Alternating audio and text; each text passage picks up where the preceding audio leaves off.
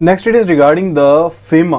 FEMA क्या है? This is foreign exchange management act 1999। This is foreign exchange management act 1999। जो foreign exchange management act है ये पूरे इंडिया के ऊपर एप्लीकेबल है।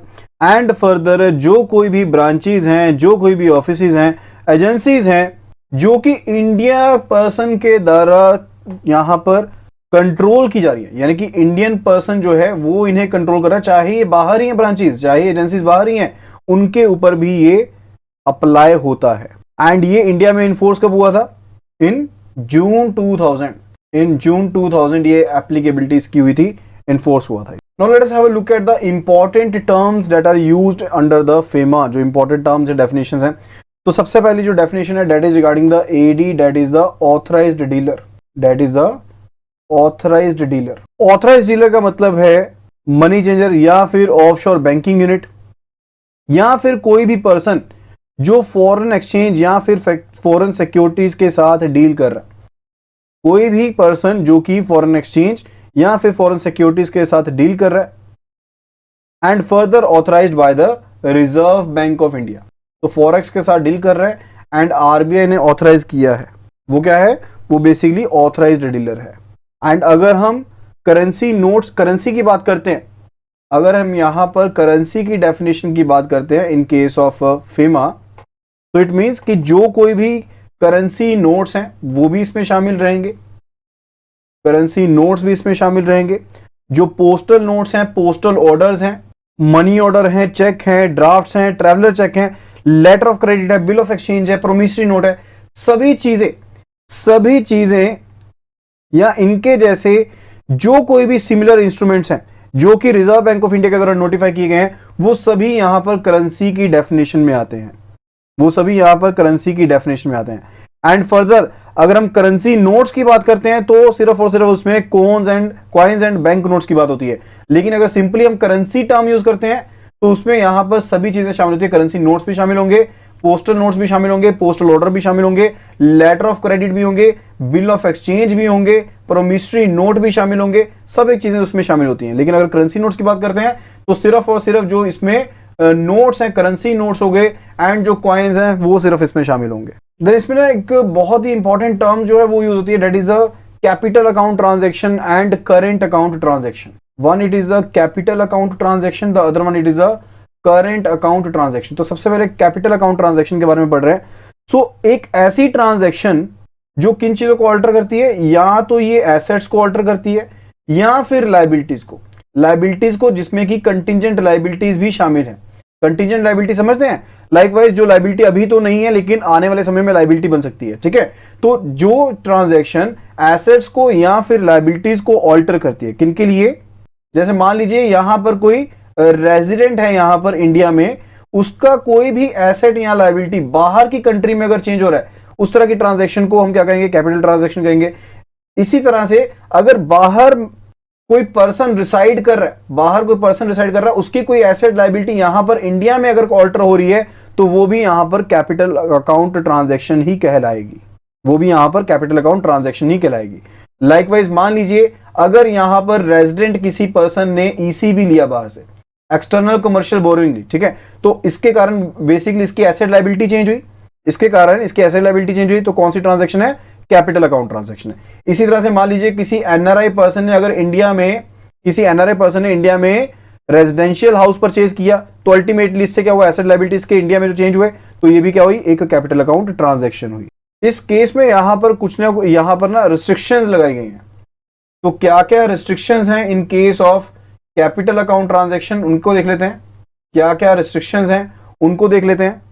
पहली चीज ये है कि किसी भी तरह की जो फॉरेन सिक्योरिटी है, जो कोई भी फॉरेन सिक्योरिटी है, वो यहां पर ना तो ट्रांसफर की जा सकती है और ना ही इशू की जा सकती है by a person resident in India. यानी कि इंडिया में रहने वाला पर्सन किसी भी तरह की फॉरेन सिक्योरिटी को ना तो ट्रांसफर कर सकता है और ना ही इशू कर सकता है। इसी तरह से ट्रांसफर और issue of any security bye a person resident outside India, यानी कि बाहर रहने वाला पर्सन ना तो कोई जो सिक्योरिटी है, फॉरेन सिक्योरिटी है, ना ही उसे इशू कर सकता है, ना ही उसे ट्रांसफर कर सकता है। तो अगेन इट इज ट्रांसफर और इशू ऑफ सिक्योरिटी। तो फर्स्ट के केस में क्या है कि जो रेजिडेंट है वो यहां पर फॉरेन सिक्योरिटी को ना तो ट्रांसफर कर सकता है, इशू कर सकता है। Second, it is regarding transfer और issue of security by person resident outside India. Third, it says regarding the restriction on the transfer और शेयर ऑफ एनी सिक्योरिटी, चाहे कोई फॉरेन सिक्योरिटी है चाहे कोई रेगुलर सिक्योरिटी है। तो कोई भी ब्रांच, कोई भी ऑफिस या कोई भी एजेंसी जो है इंडिया में जो कि बाहर के पर्सन के द्वारा चलाई जा रही है, वो यहां पर किसी भी तरह की सिक्योरिटी को यहां पर ना तो इशू कर सकते हैं ना ही ट्रांसफर कर सकते हैं। इसके अलावा रिस्ट्रिक्शन एंड रेगुलेशंस भी हैं, जैसे कि फॉरेन एक्सचेंज में बोरोइंग के ऊपर, फॉरेन एक्सचेंज में लेंडिंग के ऊपर, बोरोइंग एंड लेंडिंग के ऊपर यहां पर क्या है, रिस्ट्रिक्शंस हैं।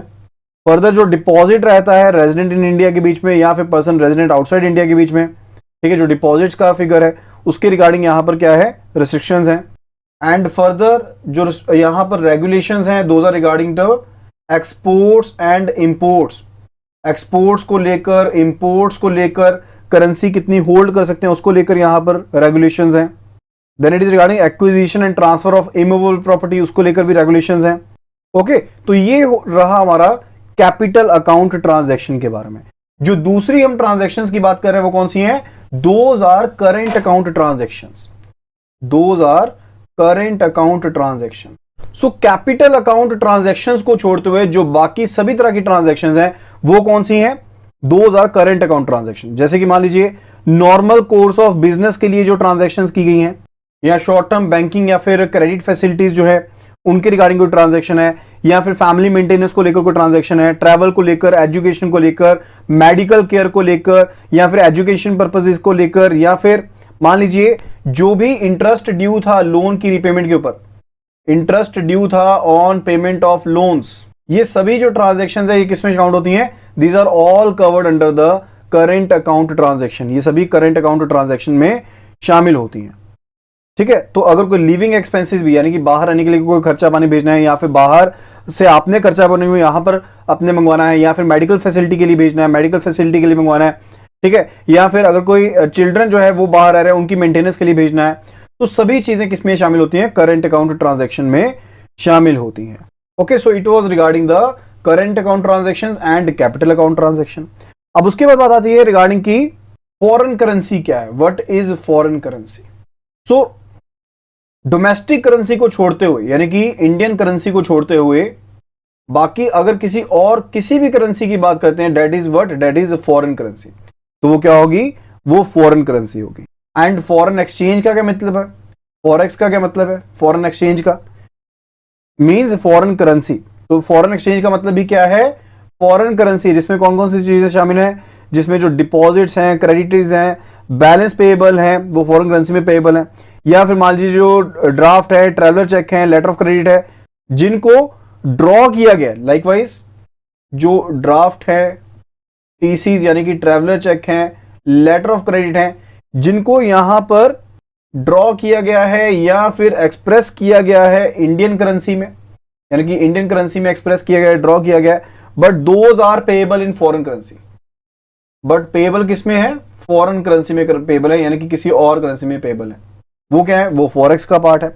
इसी तरह से कोई भी ड्राफ्ट है, ट्रैवलर चेक है, लेटर ऑफ क्रेडिट है, बिल ऑफ एक्सचेंज है, जो कि बैंक के द्वारा, फाइनेंशियल इंस्टीट्यूशंस के द्वारा, पर्सन आउटसाइड के द्वारा ड्रॉ है, यानी कि बाहर के लोगों के द्वारा ड्रॉ की गई है, या फिर बैंक के द्वारा, फाइनेंशियल इंस्टीट्यूशन के द्वारा ड्रॉ है, but payable in Indian currency, but payable in Indian currency, वो भी क्या है, वो भी फॉरेक्स का पार्ट है। यानी कि अगर कोई इंस्ट्रूमेंट ड्रॉ किया गया है आईएनआर में, पेएबल है फॉरेन करेंसी में। फर्दर अगर कोई इंस्ट्रूमेंट ड्रॉ किया गया है जो कि फॉरेन करेंसी में ड्रॉ किया गया है बट पेएबल है आईएनआर में, वो सभी किसका पार्ट है, फॉरेक्स का पार्ट है। इसके अलावा जो कोई भी डिपॉजिट्स हैं जो फॉरेन करेंसी में है, जो कोई भी क्रेडिट्स हैं जो फॉरेन करेंसी में है, जो कोई भी बैलेंसेस पेएबल है फॉरेन करेंसी में, वो सभी चीजें, ये तीनों चीजें मिलकर क्या बनती हैं, आपके पास फॉरेक्स का पार्ट बनती है। ओके, इसी तरह से होता है हमारे पास फॉरेन सिक्योरिटी। तो एक तो हो गया फॉरेन करेंसी से रिलेटेड, हो गया फॉरेन एक्सचेंज से रिलेटेड, हो गया दूसरा जो है that is related to foreign security. No, foreign security का क्या मीनिंग है, फॉरेन सिक्योरिटी का क्या मीनिंग है, यानी कि कोई भी ऐसी सिक्योरिटी जो कि शेयर्स की फॉर्म में है, या स्टॉक्स की फॉर्म में है, बॉन्ड्स की फॉर्म में, डिबेंचर्स की फॉर्म में, इंस्ट्रूमेंट्स की फॉर्म में है, जिसे एक्सप्रेस किया गया है फॉरेन करेंसी में, जिसे एक्सप्रेस किया गया है फॉरेन करेंसी में। लेकिन जब इनकी पेमेंट होगी, जैसे मान लीजिए शेयर्स, बॉन्ड, स्टॉक, जो कुछ भी है, उन्हें एक्सप्रेस किस में किया गया? फॉरेन करेंसी में किया गया, एक्सप्रेस किया गया। लेकिन इनकी जब भी पेमेंट होगी, चाहे इंटरेस्ट पेमेंट है या फिर रिडेम्पशन पेमेंट है, रिडेम्पशन मतलब मैच्योरिटी के ऊपर पेमेंट मिल रही है जो आपको, ठीक है, वो जो पेमेंट है that is payable in Indian currency, that is payable in Indian currency, तो उसे हम क्या कहते हैं? That is basically foreign security. यानी कि एक्सप्रेशन जो है इंस्ट्रूमेंट्स का, सिक्योरिटीज का, वो किस में है? वो है फॉरेन करेंसी में। लेकिन जब पेमेंट आएगी वो किस में आएगी? वो इंडियन करेंसी में आएगी। वो क्या आपके पास? फॉरेन सिक्योरिटी है। फर्दर अगर रेगुलेशन एंड मैनेजमेंट की बात करते हैं फॉरेन एक्सचेंज में, so that is defined under the, पहला जो सेक्शन 3 है, that deals with the dealing in foreign exchange. ये सेक्शन कहता है कि कोई भी पर्सन जो कि ऑथराइज्ड पर्सन नहीं है, वो फॉरेन एक्सचेंज में या फिर फॉरेन सिक्योरिटी में डील नहीं करेगा। If not a authorised person, तो वो डील नहीं करेगा। फर्दर किसी भी तरीके से, किसी भी तरह का जो क्रेडिट है, no credit to any person outside, यानी कि इंडिया से बाहर कोई भी पर्सन को फॉरेन करेंसी में, किसी भी करेंसी में क्रेडिट जो है वो नहीं दिया जा सकता किसी भी मैनर में। एंड इसी तरह से अगर कोई पेमेंट रिसीव भी करनी है तो वो सिर्फ और सिर्फ ऑथराइज्ड पर्सन के द्वारा ही रिसीव कर पाएगा। Receive through authorised person only, सिर्फ और सिर्फ ऑथराइज्ड पर्सन के द्वारा ही अगर वो पेमेंट रिसीव करना चाहता है तो वो कर पाएगा। या फिर enter into financial transaction in India, यानी कि किसी भी तरह की जो फाइनेंशियल ट्रांजैक्शन में एंटर किया जा रहा है एज कंसीडरेशन, जो कि बेसिकली या तो किसी प्रॉपर्टी के एक्विजिशन के से रिलेटेड है, या किसी ट्रांजैक्शन के क्रिएशन से रिलेटेड है, या फिर प्रॉपर्टी की ट्रांसफर से रिलेटेड है, of any asset outside India, किसी भी एसेट की जो कि इंडिया से बाहर सिचुएटेड है। तो इन सभी के ऊपर रिस्ट्रिक्शन लगाई गई है कि कोई भी पर्सन इनके साथ डील नहीं कर पाएगा। अगर कर पाएगा तो सिर्फ और सिर्फ ऑथराइज्ड पर्सन के थ्रू ही डील कर पाएगा। Next is regarding the holding of foreign exchange. It says कि कोई भी पर्सन जो कि रेजिडेंट है इंडिया का, जैसे मान लीजिए पर्सन ए जो है वो इंडिया में रहने वाला है, तो वो इंडिया से बाहर की किसी भी तरह की कोई भी फॉरेन सिक्योरिटी में या फिर किसी भी तरह के जो इमूवेबल प्रॉपर्टी है या फॉरेन एक्सचेंज है, ना तो उसे एक्वायर कर सकता है, तो जो इंडियन रेजिडेंट है ना तो उन्हें एक्वायर कर पाएगा, ना ही उन्हें होल्ड कर सकता है, ना ही उसे पोसेस कर सकता है, अनटिल और unless permitted by the reserve bank of India. अगर आरबीआई की परमिशन नहीं है तो वो बाहर की फॉरेन सिक्योरिटी को, फॉरेन एक्सचेंज को, इमूवेबल प्रॉपर्टी को ना तो वो एक्वायर कर सकता है, ना होल्ड कर सकता है, ना पोसेस कर सकता है। Then it is regarding holding of foreign currency by residents. So it says कि कोई भी पर्सन जो कि रेजिडेंट है इंडिया में, लाइकवाइज पर्सन ए रेजिडेंट है इंडिया में, तो वो यहां पर बाहर की फॉरेन की जो भी सिक्योरिटी है, इमूवेबल प्रॉपर्टी है, फॉरेन एक्सचेंज है, उसे होल्ड भी कर सकता है, उसे ऑन भी कर सकता है, उसे एक्वायर भी कर सकता है, ट्रांसफर भी कर सकता है एंड फर्दर इन्वेस्ट भी कर सकता है। अगर इस तरह की कोई भी जो प्रॉपर्टी है, इस तरह की कोई भी जो सिक्योरिटी है, इस तरह की कोई भी जो फॉरेन करेंसी है, वो इस पर्सन के द्वारा तब एक्वायर की गई, तब होल्ड की गई जिस टाइम पर ये रेजिडेंट आउटसाइड था। यानी कि मान लीजिए पहले ये बाहर रह रहा था, पहले ये यूएसए में रह रहा था, तो उसके दौरान इसने यहां पर इस सिक्योरिटी को होल्ड किया, एक्वायर किया, ठीक है, तो उसके केस में इसको होल्ड करना, प्रॉपर्टी को ऑन करना, एक्वायर करना, ट्रांसफर करना या इन्वेस्ट करना इसमें अलाउड है, अदरवाइज नहीं है। ठीक है, तो हमने ये भी केस पढ़ लिया कि किस केस में अलाउड है एंड किस केस में अलाउड नहीं है। Then it is holding of foreign currency by non residents. तो सेम ही कंडीशन रेजिडेंट आउटसाइड के लिए लागू होती है, यानी कि अगर कोई भी पर्सन नॉन रेजिडेंट है तो वो प्रॉपर्टी में, यहां की प्रॉपर्टी में, यहां की करेंसी में, यहां की सिक्योरिटी में सिर्फ और सिर्फ तभी वो इन्वेस्ट कर सकता है, तभी उसे एक्वायर कर सकता है, तभी उसे होल्ड कर सकता है या ट्रांसफर कर सकता है, उसे ऑन कर सकता है, अगर ऐसी जो प्रॉपर्टी है, ऐसी सिक्योरिटी है, ऐसी करेंसी है, उसके द्वारा तब एक्वायर की गई, तब ऑन की गई, तब हेल्ड की गई जब वो इंडिया में रेजिडेंट था, या फिर मान लीजिए उसे यहां पर लीगल हेयर से मिली। सेम केस पिछले वाले केस में भी एप्लीकेबल रहेगा कि अगर उसे इनहेरिट मिल होता है, यानी कि उसे हेरिटेज में मिली है प्रॉपर्टी, तो भी वो उस प्रॉपर्टी को होल्ड कर सकता है, उसे ट्रांसफर कर सकता है। ओके, तो मान लीजिए यहां पर नॉन रेजिडेंट पर्सन है ए, ठीक है, लेकिन यहां पर इसे जो प्रॉपर्टी मिली है वो यहां पर मिली है पर्सन बी से, ठीक है। तो ये खुद तो यहां पर रेजिडेंट नहीं रहा, लेकिन यहां पर जो पर्सन बी था उसकी डेथ हो गई एंड फर्दर ये उसका क्या था, लीगल हेयर था, या मान लीजिए इसको इनहेरिट हो गया, ठीक है। तो यहां पर इसकी डेथ के बाद उसको मिला जो कि ये रेजिडेंट था, तो ये तो एक्वायर कर ही सकता था, तो यहां पर इसे इनहेरिट हुई है दो प्रॉपर्टी, तो उसके केस में भी ये अलाउड होगा। Okay, so it is regarding the regulation and management of foreign exchange. Now इसके साथ एक और चीज इंपॉर्टेंट है, डेट इज रिगार्डिंग की आरबीआई को पावर्स दी गई है, तो आरबीआई को यहां पर पावर कॉन्फर की गई है regarding the management of the foreign exchange in India. तो आरबीआई को यहां पर पावर्स कॉन्फर की गई हैं कि ये यहां पर डायरेक्शन इशू कर सकता है, किसको, टू द ऑथराइज्ड पर्सन। तो डायरेक्शंस दी जा सकती हैं आरबीआई के द्वारा, किसको, ऑथराइज्ड पर्सन को, एंड ये जो डायरेक्शंस दी जाती हैं these are given under section 11। Section 11 के तहत ये डेफिनेशंस दी जाती हैं।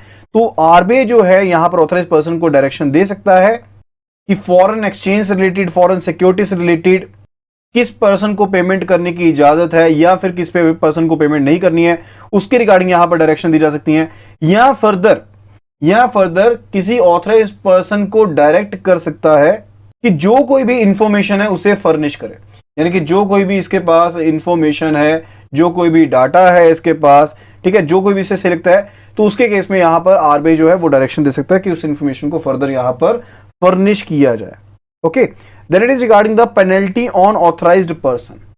सो आरबीआई ने मान लीजिए कोई डायरेक्शंस दी हैं, आरबीआई ने कोई डायरेक्शंस दी हैं यहां पर ऑथराइज्ड पर्सन को, तो अगर ये ऑथराइज्ड पर्सन इन डायरेक्शंस को नहीं मानता या फिर इनको फॉलो नहीं करता, उसके केस में आरबीआई जो है इसको सुनवाई का एक मौका देगा। यानी कि मान लीजिए आरबीआई ने डायरेक्शंस दी, इसने या तो माना नहीं या फिर उनको फॉलो करने में फेल हो गया, तो उसके केस में आरबीआई से एक मौका देगा कि अपनी बात सुनाओ, ठीक है। उसके बाद भी अगर इसको फॉलो नहीं किया जाता तो उसके केस में क्या होगा, इस ऑथराइज्ड पर्सन के ऊपर पेनल्टी लगाई जाएगी, इस ऑथराइज्ड पर्सन के ऊपर पेनल्टी लगाई जाएगी जो कि 10,000 तक की हो सकती है, जो कि 10,000 तक की हो सकती है।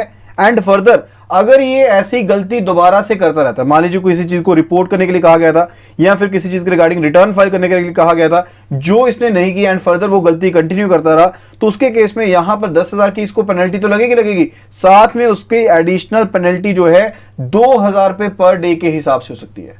तो 2,000 रुपीज पर डे के हिसाब से एडिशनल पेनल्टी यहां पर लगाई जा सकती है, ठीक है। यानी कि जिस टाइम पीरियड के दौरान ये कंट्रावेंशन कंटिन्यूड रहेगी, जब ये पहली बार कंट्रावेंशन की गई तो 10,000 की पेनल्टी लगा दी इसको सुनवाई का मौका देने के बाद, ठीक है, लेकिन फिर भी वो नहीं माना, फिर से वो गलती करता रहा, तो वहां पर जितने दिन तक गलती चलती रहेगी उसके हिसाब से 2,000 रुपए पर डे के हिसाब से यहां पर इसके ऊपर पेनल्टी जो है वो लगाई जा सकती है।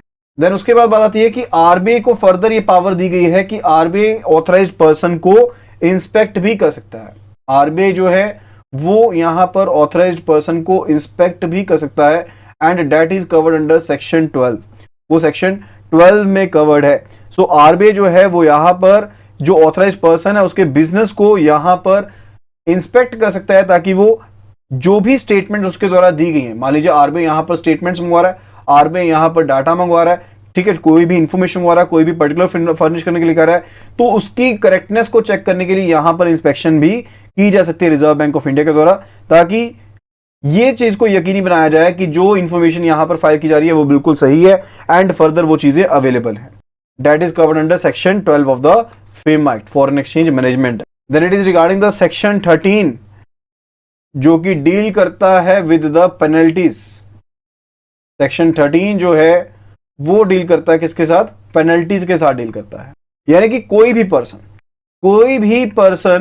जो कि यहां पर इस एक्ट के साथ एक्ट की पालना नहीं करता, जो भी पर्सन यहां पर इस एक्ट को फॉलो नहीं करता, यानी कि इस एक्ट के फेमा के किसी भी प्रोविजन को नहीं मानता, किसी भी रूल एंड रेगुलेशन को, नोटिफिकेशन को या फिर कोई डायरेक्शन दी गई है अगर इस एक्ट के तहत उसके साथ कॉन्ट्रावीन करता है, तो उस कॉन्ट्रावेंशन में, यानी कि जिस स्थिति में उसने जिस अमाउंट के लिए यहां पर जिस चीज को, रूल रेगुलेशन को फॉलो नहीं किया, उस कॉन्ट्रावेंशन में जितना अमाउंट इन्वॉल्व है उस अमाउंट का 3 टाइम्स यहां पर पेनल्टी के रूप में चार्ज किया जाएगा, जो कि यहां पर 2 लाख रुपए तक का हो सकता है। तो यहां पर कहने वाली बात यह है कि जो भी यहां पर आपको रूल रेगुलेशंस फेमा के तहत दी गए हैं, जो भी प्रोविजंस दी गई हैं, अगर यहां पर उनको फॉलो नहीं किया गया एंड पर्सन कोई उनसे कंट्रावीन करता है, तो उसके केस में जितना भी अमाउंट उस कंट्रावेंशन में इन्वॉल्व है उसका 3 गुना तक का यहां पर जो पेनल्टी है वो लगाई जाएगी, जो कि 2 लाख रुपए तक की हो सकती है। 2 लाख रुपए उस केस में होगी जहां पर जो कॉन्ट्रावेंशन है उसे क्वांटिफाई नहीं कर सकते, यानी कि जहां पर तो आप उस कॉन्ट्रावेंशन के साथ अमाउंट का पता लगा सकते हैं कि इस कॉन्ट्रावेंशन में इतना अमाउंट इन्वॉल्व है, वहां पर तो 3 गुना होगा, उसकी कोई लिमिट नहीं है, ठीक है। लेकिन जहां पर आप कॉन्ट्रावेंशन के अमाउंट को क्वांटिफाई नहीं कर सकते कि कितने अमाउंट की यहां पर गड़बड़ी की गई है या कितने अमाउंट के लिए यहां पर चीजों को नहीं माना गया, इस एक्ट को नहीं माना गया, तो वहां पर 2 लाख रुपए तक का यहां पर जो फाइन है, पेनल्टी है, वो लगाई जा सकती है। फर्दर अगर वो कॉन्ट्रावेंशन जो है अगर वो कंटिन्यूड रहती है, तो एक तो चीज होगी कि जितना अमाउंट इन्वॉल्व था उसका 3 गुना कर दिया या फिर 2 लाख रुपए तक की पेनल्टी लगा दी। एंड फर्दर अगर ये कंटिन्यूड रही, अगर ये कॉन्ट्रावेंशन जो थी ये कंटिन्यूड रहती है, उसके केस में 5,000 रुपीज पर डे के हिसाब से, 5,000 रुपीज पर डे के हिसाब से जो पेनल्टी है वो फर्दर एक्सटेंड की जा सकती है। तो ₹5,000 पर डे के हिसाब से ये पेनल्टी जो है वो यहां पर चार्ज की जा सकती है। एंड फर्दर जो कोई भी यहां पर पेनल्टी का अमाउंट लगा, अब फर्दर ये क्या कहता है, फर्दर ये कहता है कि जो कोई भी यहां पर पेनल्टी लगी एंड वो पर्सन जिसके ऊपर पेनल्टी लगी, मान लीजिए पर्सन ए के ऊपर जो पेनल्टी थी वो लगी 1,50,000 की, वो लगी 1,50,000 की, एंड पर्सन ए इतना अमाउंट पे ही नहीं कर पाया, पर्सन ए इतना अमाउंट पे ही नहीं कर पाया, तो यहां पर जितना भी अमाउंट इंपोज किया गया था ना उसको पे करने के लिए उसे 90 डेज का टाइम दिया जाएगा। कितना टाइम दिया जाएगा? 90 डेज का टाइम दिया जाएगा कि ये पेनल्टी तुम पे करो। अगर वो ऐसी पेनल्टी को पे नहीं करता है उसके केस में उसे इंप्रिजनमेंट भी हो सकती है, उसे यहां पर जेल भी हो सकती है अंडर सेक्शन 14। यानी कि अगर उसे 90 डेज का नोटिस दिया जाएगा कि 90 डेज के अंदर अंदर तुम पैसे जमा कराओ, अगर उसने नोटिस पीरियड के तक भी यहां पर पैसे जमा नहीं करवाए तो अंडर सेक्शन 14 उसे सिविल इंप्रिजनमेंट हो सकती है, उसे सिविल इंप्रिजनमेंट भी हो सकती है। Then it is regarding the adjudication, तो सेक्शन 16 जो है फेमा एक्ट का, उसके तहत जो सेंट्रल गवर्नमेंट है, सेक्शन 16 जो है उसके तहत जो सेंट्रल गवर्नमेंट है वो यहां पर ऑफिसर को अपॉइंट कर सकती है सेंट्रल गवर्नमेंट के, जो कि एडजुडिकेटिंग अथॉरिटी की तरह एक्ट करेंगे। सो सेंट्रल गवर्नमेंट क्या करेगी, यहां पर सेंट्रल गवर्नमेंट के जो ऑफिसर्स हैं उनको अपॉइंट करेगी जो किस तरह की तरह एक्ट करेंगे, जो एडजुडिकेटिंग अथॉरिटीज की तरह एक्ट करेंगे, यानी कि जो कोई भी इंक्वायरी करनी है उसके लिए ये एक अथॉरिटी की तरह एक्ट करेंगे। एंड अंडर सेक्शन 18 जो सेंट्रल गवर्नमेंट है वो यहां पर appellate tribunal for foreign exchange को भी सेटअप करेंगे, appellate tribunal for foreign exchange को भी सेटअप करेंगे, ताकि जो भी अपील्स हैं against the orders of adjudicating authorities वो कहां जाएंगे, वो यहां पर एपिलेट ट्रिब्यूनल के पास जाएंगे। एंड फर्दर जो कोई भी यहां पर ऑर्डर दिए गए हैं एडजुडिकेटिंग अथॉरिटीज के द्वारा या फिर एपिलेट ट्रिब्यूनल के द्वारा, जो फॉरेन एक्सचेंज के एपिलेट ट्रिब्यूनल उनके द्वारा जो अगर कोई भी ऑर्डर दिए गए हैं उसके रिगार्डिंग सिविल कोर्ट के पास कोई भी अथॉरिटी नहीं रहेगी कि उसकी जुरिस्डिक्शन में आएंगे, तो सिविल कोर्ट के पास वो केस नहीं जा सकते। अगर कोई भी पर्सन यहां पर एडजुडिकेटिंग अथॉरिटी या फिर एपिलेट ट्रिब्यूनल जो है उनके डिसीजन से अग्रीव्ड है तो वो पर्सन कहां जाएगा, that person can appeal to the high court. तो जो अपील है वो कहां की जा सकती है, वो यहां पर हाई कोर्ट में की जा सकती है। And appeal to high court is covered under section 35, ये सेक्शन 35 में कवर्ड है। एंड ऐसी कोई भी जो अपील की जाएगी हाई कोर्ट में जो भी ऐसी कोई अपील की जाएगी ये विद इन 60 डेज की जाएगी, within 60 days from the date of communication of the decision, यानी कि जो भी डिसीजन आया है उस तारीख से, जो भी कम्युनिकेशन से मिली है उस कम्युनिकेशन की तारीख से 60 डेज के अंदर अंदर ऐसी जो अपील है वो की जा सकती है।